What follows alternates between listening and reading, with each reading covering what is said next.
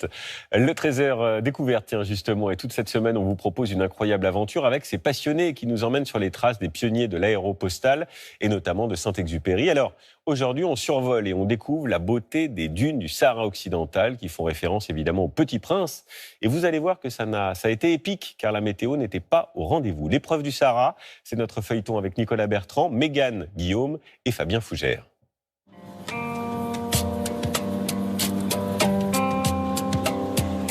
Sur l'aéroport de Darla, dans le Sahara occidental, le jour vient de se lever, mais les pilotes sont déjà à pied d'œuvre depuis longtemps.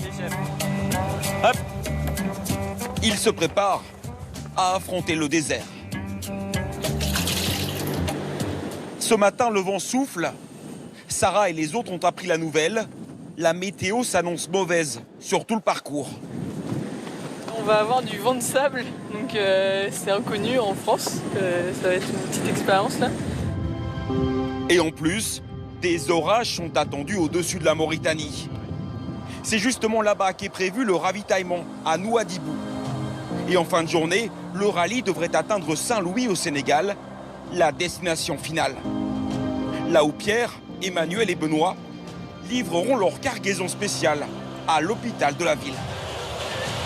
C'est le but de notre mission, c'est pour ça qu'on fait ce vol. C'est pour acheminer les derniers matériels, les médicaments qui seront utilisés dès demain. Vérifier les bords d'attaque des hélices. Plus que quelques minutes avant le départ. Check l'huile. On va rajouter 2000 litres. Vérification des ailerons. C'est bon, ils sont pas trop ensablés encore. C'est parti. Mise en puissance. Les rafales de vent atteignent déjà plus de 50 km/h. C'est parti.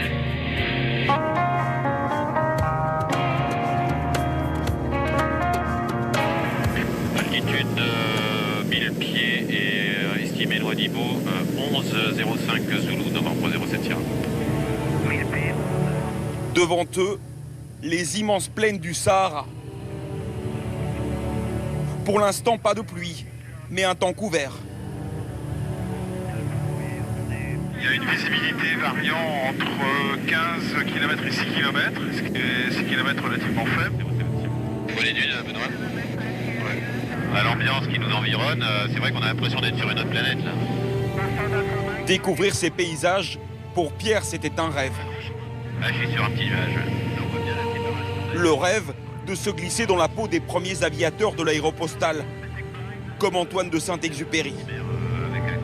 Dans les premiers mots du Petit Prince, Saint-Exupéry explique qu'il est tombé en panne dans le désert à 1000 milles de toute terre habitée.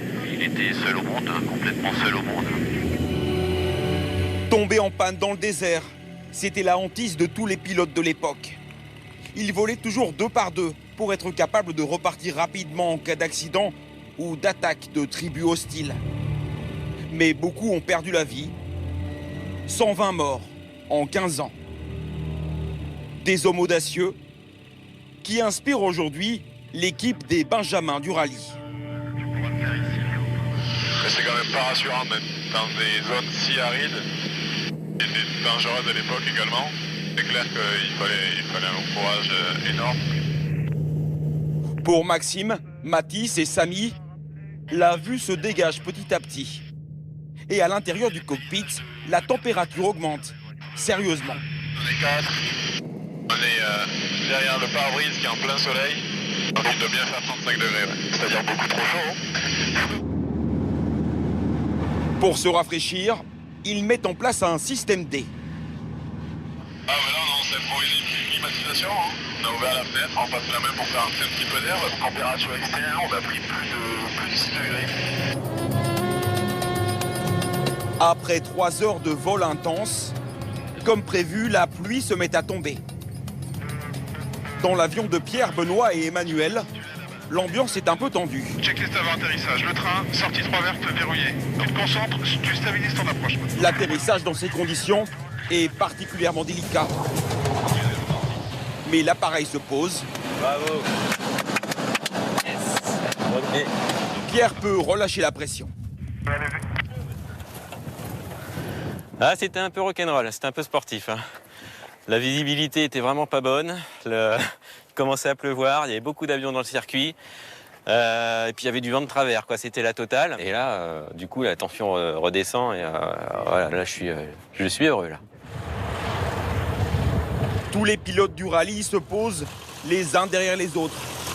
Mais la météo ne cesse de se dégrader et il ne semble pas possible de pouvoir continuer vers le Sénégal dans l'immédiat. Faut pas y croire. Le problème, c'est la visite. Oui, la visite ici, parce qu'ici, il n'y a pas de nuages, c'est la visite qui est mauvaise. C'est des conditions qui sont assez fréquentes dans cette région-là. Il faut faire avec. Hein. Mais pour l'instant, les équipages sont cloués au sol. Les orages. Ouais, mais si c'est orage, c'est mort. Ça évolue pas positivement, donc on va voir. Chacun s'abrite comme il peut. Il faudra une éclaircie pour pouvoir redécoller. Saint-Louis, la destination finale, n'est plus qu'à 500 km. Voilà, et la suite évidemment demain. Fin de ce journal. Merci de votre fidélité. Dans un instant, la météo. Chloé Nabé.